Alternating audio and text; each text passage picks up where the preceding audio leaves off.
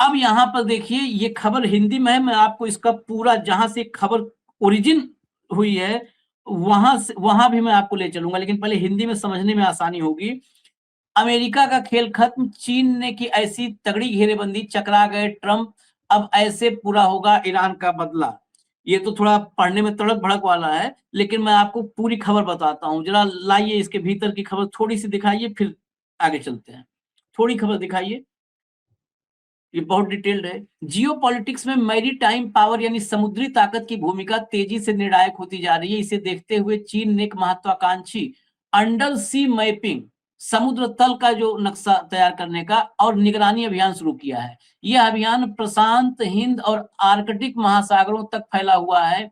रक्षा विशेषज्ञों का मानना है कि इसका सीधा संबंध पनडुब्बी युद्ध में बढ़त हासिल करने से है, सबमरीन वॉरफेयर।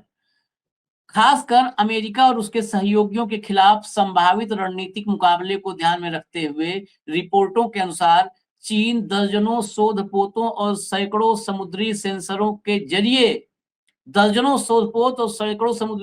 जरिए समुद्र के भीतर की परिस्थितियों का माइक्रो स्टडी कर रहा है। यह अध्ययन केवल वैज्ञानिक या आर्थिक उद्देश्यों तक सीमित नहीं है, बल्कि इसके पीछे सैन्य रणनीति भी छिपी है। विशेषज्ञों के मुताबिक समुद्र की गहराइयों में यह विस्तृत जानकारी किसी भी देश को सबमरीन ऑपरेशन और दुश्मन की पनडुब्बियों का पता लगाने में अहम बढ़त देती है। आगे चलिए, जरा इसमें आगे बढ़िए। इस अभियान का एक प्रमुख उदाहरण डोंग फांग होंग 3 नामक शोध पोत है, जिसे चीन के ओशन यूनिवर्सिटी द्वारा संचालित किया जाता है। यह पोत 2024-25 के दौरान ताइवान, गुआम और हिंद महासागर के कई रणनीतिक क्षेत्रों में सक्रिय रहा। शिप ट्रैकिंग डेटा के मुताबिक इसने जापान के आसपास समुद्री सेंसरों की निगरानी की, वहीं श्रीलंका, इंडोनेशिया के बीच मलक्का स्ट्रेट के पास व्यापक सर्वेक्षण किया। यह इलाका वैश्विक समुद्री व्यापार के लिए अत्यंत महत्वपूर्ण माना जाता है।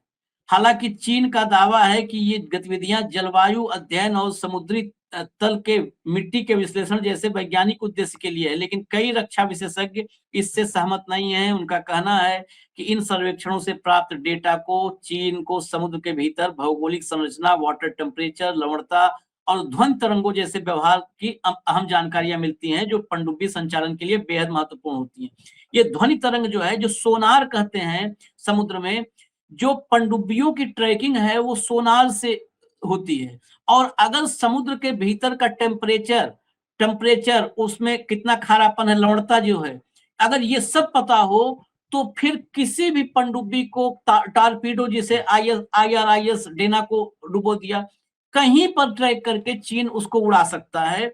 ये बहुत महत्वपूर्ण है। वो दिखाइए जरा फोटो, जो डांगफेंग है, डांगफेंग, ये पूरा डांगफेंग पूरा वो कर रखा है पूरी दुनिया में। यहाँ पर ये इन्हीं इन्हीं सारी डेटा को इकट्ठा करके, ये डेटा जिसके पास आ गया वो राजा है। चीन कम से कम 42 शोध पोतों आशीष के आशीष जरिए जी, काम कर रहा है। 42 आपको भाग। याद होगा आपको याद होगा एक हम्म, 6 महीने 8 महीने पहले की बात है। हम्म, ये जो डाटा कलेक्शन जो था, ये जब श्रीलंका के आसपास घूम रहा था, तब भारत ने हम्म, ऑब्जेक्शन रेज किया था। तो उन्होंने हम्म, कहा कि ये R&D वाला मामला है, साइंटिफिक डाटा इकट्ठा करने वाला है, इसका कोई युद्ध नीति से लेना देना नहीं है। It's not a worship, it's a data. तो तब भी एक डिबेट चला था कि ये डाटा है कि सेंसर इंस्टॉल कर रहा है, कि ये हम्म, आर्मी ऑपरेशन का या नेवल ऑपरेशन का एक हिस्सा है। हम्म, आपने सही कहा, चाइना की आज के डेट में चाइना की नेवी अमेरिका की नेवी के साथ यदि कोई टक्कर देता है तो चाइनीज नेवी है।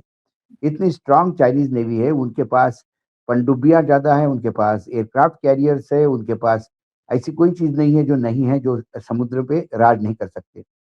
साथ में उनके पास टेक्नोलॉजी है और वो गिरड़ भपके नहीं देते। ये उनकी खासियत है। उनके यहाँ पॉलिटिकल सिस्टम अलग है, अमेरिका में पॉलिटिकल सिस्टम अलग है। तो उसके चलते वो जो विल पावर होती है, वो विल पावर चाइनीज गवर्नमेंट के पास कभी भी ज्यादा दिखेगी। इसीलिए अमेरिका को चाइनीज दो दो टुक शब्दों में सुना देता है। जब पिछली बार चाइना के साथ ट्रेड फेयर का जो टेरिफ वॉर जो हुआ, तब भी हम्म, चाइना ने उनकी औकात दिखा दी थी 2 मिनट के अंदर कि हमको बाकी लोगों जैसा मत समझना, हम्म, हम्म, हम तुमको बस सही जवाब दे देंगे, जिस शब्दों में चाहिए उस शब्दों में। तो इन सारी बातों को देखते हुए मैं फिर कह रहा हूं कि यदि ये ऑपरेशन ये 5-6 हजार में यदि अच्छी खासी कैजुअलिटीज हो गई, देखिए ईरान तो कैजुअलिटी के लिए डर ही नहीं रहा है आशीष, वो तो रोज ही मर रहा है। हाँ ईरान के यहाँ कैजुअलिटी तो क्या कैजुअलिटी, नेता मर गए, लोग मर गए, कमांडर्स मर गए, लेकिन एक आता है तो दूसरा उसकी जगह ले लेता है। 6-6 लेयर के कमांड है उनके पास, ये भी इसके भी हमने एक स्टोरी की थी कि ईरान को तो वो फर्क नहीं पड़ता, उनके लिए शहादत तो एक रास्ता है लड़ाई जीतने का। वो तो कहते ही है कि हम शहीद हो गए, इसका मतलब हमारी विजय हो गई। क्या ये जज्बा उन कमांडोज को होगा जो इजराइल के युद्ध के लिए आ रहे हैं? सवाल वो है। और जब यदि उसमें कैजुअलिटी ज्यादा होगी तो फिर ट्रंप क्या जवाब देंगे अपनी जनता को? या जबरदस्ती जबरिया यूरोपियन पूरे यूरोप को इसमें और नाटो को इसमें ढकेल देंगे? और नाटो को भी देखना होगा, यदि नाटो को जबरदस्ती इसमें ढकेला जाता है। एक चर्चा मैंने ये भी सुनी कि 30 देशों का एक ग्रुप बनके वो हार्मोज को कंट्रोल करेगा और ब्रिटेन उसका चेयरमैन रहेगा। तो यदि यूरोपियन यूनियन और नाटो ऐसे गले तक आ गए तो चाइना, रशिया और नॉर्थ कोरिया ये क्या हाथ पे हाथ धरे बैठे रहेंगे? हार्मोज ये चाइना के लिए भी उतना ही जरूरी है, रशिया के लिए भी उतना जरूरी है। वो अपने गले तक आने देंगे क्या? एक यूरोपियन यूनियन में एक देश ने ज्वाइन करने की बात क्या की, यूक्रेन ने, तो अमेरिका और यूक्रेन का युद्ध अभी तक नहीं थमा है। हाँ, रूस और यूक्रेन। हाँ, बात कहां से होगी? यूरोपियन यूनियन को ही ज्वाइन होने की थी ना। रशिया नहीं नाटो। चाहता था कि यूरोप नाटो नाटो ज्वाइन करने की, रशिया नहीं चाहता था कि ये गले में आके बैठ गए नाटो बिल्कुल पास में। तो हार्मोज पे ये यूरोपियन कंट्रीज का कैसा कंट्रोल करने देंगे? सिर्फ हार्मोज पे क्या मतलब पूरे विश्व का क्या ठेका सिर्फ कांग्रेस इसने लिया है, ट्रम्प साहब ने और उसके दोस्तों ने? ये कव्वाली की टोली ही हर चीज को अपना समझेंगे। नहीं, चीन के मामले में फंस गए भाव। ये चीन में बुरी मैं तरह से फंस गए। दो चीजें बताऊं। ये फिलीपींस जो जो जो इलाका है, हमने कहा था ना कि अमेरिका की सीमा तक, फिलीपींस के आसपास के इलाके में, उसके अलावा एक गुआम और हवाई के पास के समुद्री क्षेत्र, आप ग्लोब में जाएंगे, गुआम और हवाई, जो हवाई पहुंच गए, गुआम पहुंच गए, तो आप समझिए फिर आप अमेरिका के इलाके में घुस चुके हैं। गुआम और हवाई के आसपास के समुद्री क्षेत्र में और प्रशांत महासागर में जो अमेरिका के सैन्य ठिकाने हैं, उन क्षेत्रों में भी डेटा संग्रह कर रहा है चीन। इतना ही नहीं, पापुआ न्यू गिनी और ऑस्ट्रेलिया के पास, मतलब ऑस्ट्रेलिया सोचिए कहां है, पापुआ न्यू गिनी, ऑस्ट्रेलिया, वहां गुआम, हवाई, सारे जगहों पर ये डेटा कलेक्शन कर रहा है। और 2030 तक इसका टारगेट है। टारगेट 2030 का है, लेकिन अगर आज की तारीख में उसको निपटना पड़ेगा तो पहले आज अभी निपटेगा। अगर चीन का, जैसे कहा जाता है ना कि फला साम्राज्य का पतन हुआ, तो फला साम्राज्य का भी पतन हो गया। कई बार कुछ साम्राज्यों के हित जुड़े होते हैं।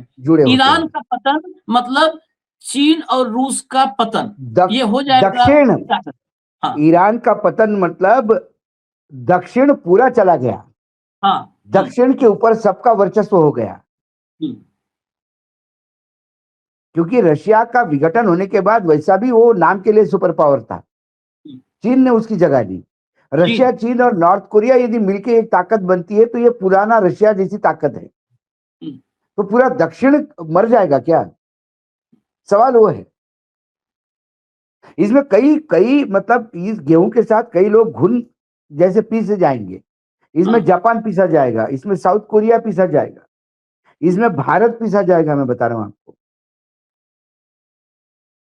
मैं चीन का, मैंने कहा था ना, जो करंट रिपोर्ट, जहां से ये खबर आई, खबर जहां से जो ओरिजिन है वहां पर चलते हैं। जब लाइए करंट रिपोर्ट का ट्वीट दिखाइए। ये करंट रिपोर्ट ट्वीट है, breaking: China is carrying out a large under sea mapping mission across the Pacific, Indian and Arctic ocean, collecting detail ocean data that experts says could be used to support submarine warfare against the United States and its allies.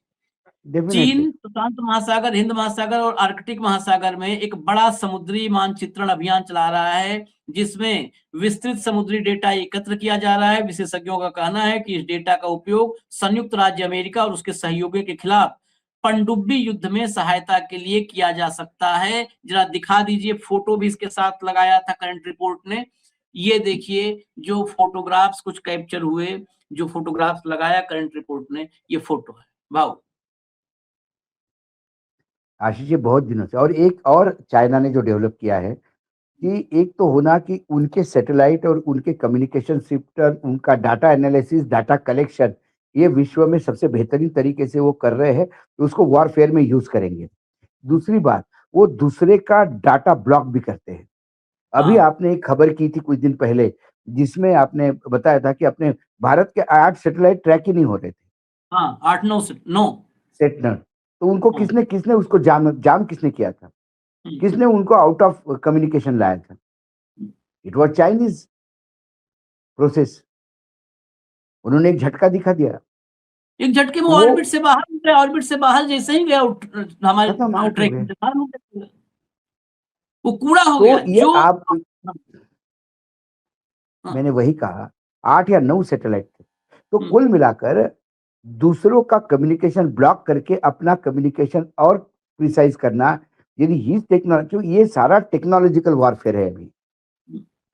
देखिए, America के पास पैसे की कमी नहीं, America के पास फौज की कमी नहीं, किसी चीज की कमी नहीं, फिर क्यों नहीं ईरान से निपट पा रहे हैं? हम्म, क्योंकि ईरान ने उनकी एयर डिफेंस सिस्टम ध्वस्त कर दी। हम्म, यदि आयरन डोम काम करता तो ईरान क्या करता, मुझे बताइए।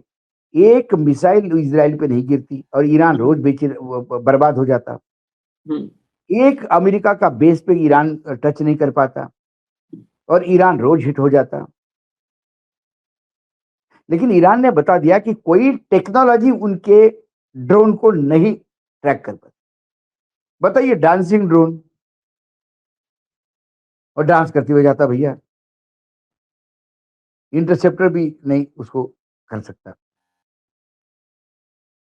तो ऐसे कई, इस युद्ध ने कई नए पैरामीटर्स खोल दिए, इस युद्ध ने कई भ्रांतियां क्लियर की, इस युद्ध ने कईयों की पोल खोली है।